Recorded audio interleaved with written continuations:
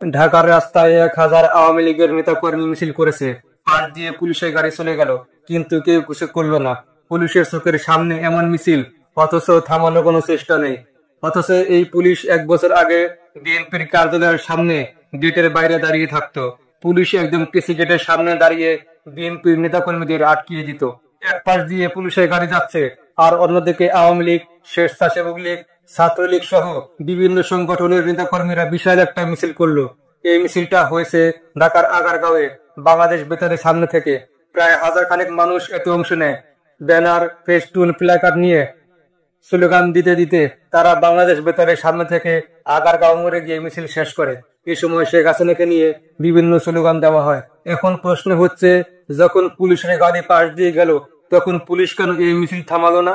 এ বিষয়ে শেরেবাংলা থানার ওসি বলেন, যে গাড়িটা দেখা গেছে সেটা একজন সিনিয়র অফিসারকে আনার জন্য যাচ্ছিল, তাই গাড়ির ভিতরে থাকা পুলিশদের পক্ষে কিছু করা সম্ভব হয়নি। আসলে কি অসম্ভব ছিল? একটা গাড়িতে হয়তো 10-20 জন পুলিশ থাকলেও তারা কি 1000 আওয়ামী লীগের কর্মীদের সামনে গিয়ে দাঁড়াতে পারবে? বাস্তবতা হলো, তারা তো বিএনপি বা জামাতের কর্মী নয় যে সরাসরি ধাওয়া দিবে, কারণ আওয়ামী লীগ ক্ষমতা থাকা অবস্থায় পুলিশ এটাই করত। তবে পুলিশ হচ্ছে সরকারি চাকরিজীবী, পেটের দায়ে কাজ করে। 1000 লোকের সামনে গিয়ে দাঁড়ালে যদি কোনো সংঘর্ষ তৈরি হতো, তাহলে ওই কয়েকজন পুলিশের পরিবারের দায়িত্ব কে নিত?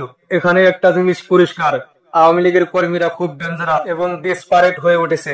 রাজপথে তাদের সাহস দেখানোটা নতুন কিছু নয়। লাঠি সোটা, লগি বৈঠার ঘটনা আমরা অতীতেও দেখেছি।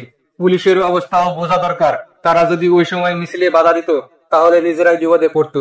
তাই আমি পুলিশের উপর দোষ দিই না, কারণ তাদের হাতে তখন যথেষ্ট শক্তি ছিল না। সেনাবাহিনীর সহায়তা থাকলে হয়তো পুলিশ ফাংশন করতে পারত।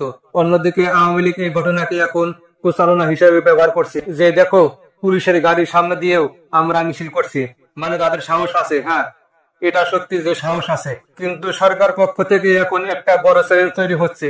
ডক্টর ইউনূসের নেতৃত্বাধীন সরকার যদি প্রতিটি মিছিল ঠেকাতে যায়, তাহলে হয়তো নতুন কোনো উদ্যোগ নিতে হবে। যেমন সরকারিভাবে কিছু ছাত্র নিয়োগ দিয়ে পুলিশকে সহযোগিতা করানো যেতে পারে, কারণ পুলিশের হাতে আর আগের মতো শক্তি নেই। তারা গুলি চালায় না, লাঠিচার্জও কম করে। তবে বিষয়টা এখানে শেষ নয়। রাজনৈতিক দল তো তাদের কর্মকাণ্ড চালাবেই। আওয়ামী লীগ করছে, বিএনপি করেছে, জামাত করছে।